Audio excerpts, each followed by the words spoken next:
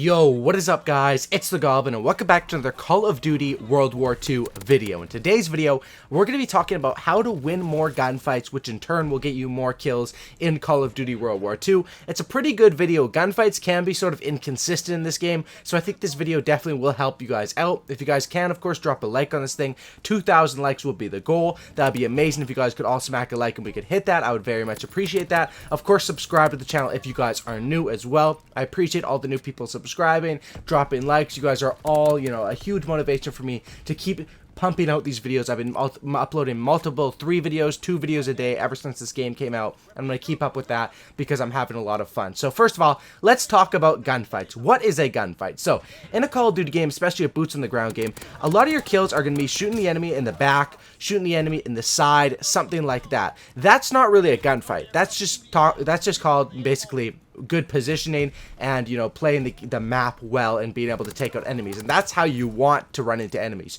You want to shoot people that aren't looking at you because they have no chance of shooting back, of course, and that's the way that you should be getting most of your kills. However, there's certain times when you're pushing through a doorway, or when you're going to play the objective, or even you're just walking around the map and you run up against an enemy in a 1v1. They're looking at you, you're looking at them. There's that brief moment like, oh boy, it's about to go down.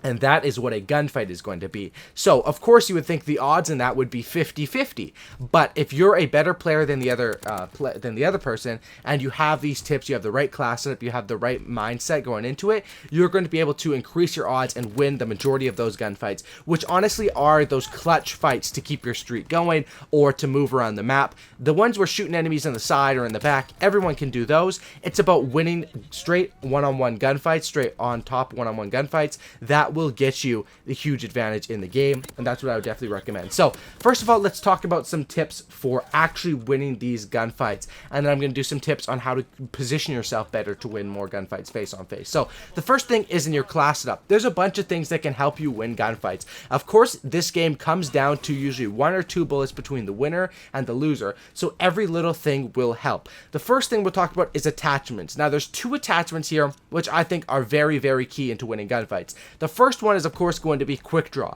Of course, quick draw doesn't work as well out of a sprint in this game, but if you're able to aim down sights, get your gun up a split second faster than the enemy player, that advantage could be the difference into winning you that gunfight. The other attachment would be rapid fire, and I think this one works very, very well, especially on a lot of guns that have a slower fire rate. For example, the grease gun. You won't catch me using the grease gun without a rapid fire, unless I'm messing around or experimenting, because that gun has a slower fire rate, so you definitely need rapid fire on it. On guns like the PPSH or the Ww2, which have already a faster fire rate, it's not needed, but it still can be helpful. Having that rapid fire can help you win that gunfight, and especially when ARs have such a fast fire rate in this game. If you're an SMG player, you're not guaranteed to win that fight, but if you have rapid fire on it, you're pretty much guaranteed, because that puts you above and beyond with that. Now, as far as the basic training perks, there is one that will really, really help you win gunfights, and this is called Primed. Now, this is probably at this moment the best basic training in the game,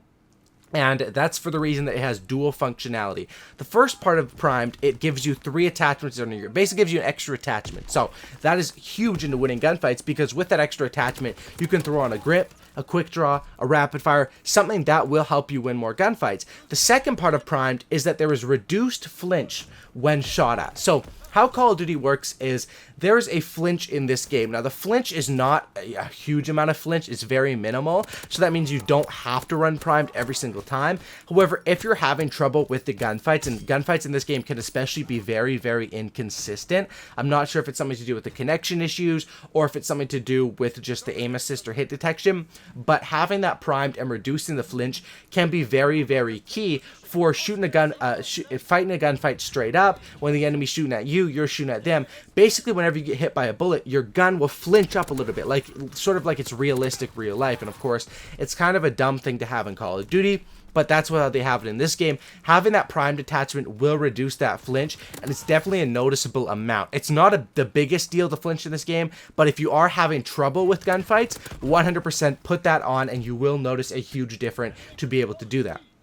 The next thing to winning gunfights is basically just about outplaying your enemy. And how you can outplay an enemy is there's two main ways in this game: drop shotting and jump shotting. Now, drop shotting is back. I've been working on it too, because that was my signature move back in like MW3. Every single kill, I dropped down to the ground. And basically how you do drop shot, you can see I'm doing it right here in the game, is you change your button layout to tactical, which means that your crouch and your prone would be on your right thumbstick instead of on your B, and then your knife would be on your B or whatever, or your circle, I guess it would be for PS4. So by doing that, whenever you get into a gunfight and you want to crouch down or lay down, go prone like a drop shot, you just smash down on that right thumbstick while you're aiming and shooting with, you know, the rest of the buttons on the controller, and you're able to win gunfights because the enemy has to follow you down with their aim and you're dropping while shooting at them. You can definitely be a good way to win a lot of gunfights. There is a downside to drop shotting though. For one, it's hard to do. You have to drop shot, you have to get up after every single kill. But the main downside is it exposes your head to the enemy, and sometimes noobs will get a lucky headshot on you because when you're laying prone, your head is right at the front instead of when you're standing up. Most of the time they'll just shoot you in your body.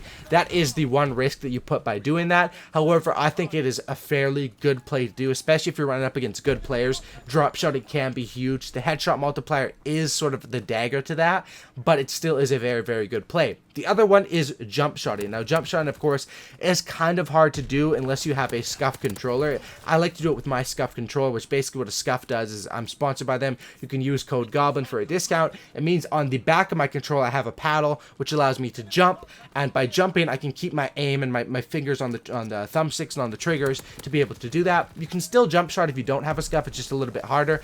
Basically, jump shot is when you jump around a corner or something like that. It's sort of the same effect as drop shotting. It allows the enemy to miss shots on you because where they're aiming is a little bit different. I think it's less effective in this game as drop shotting is.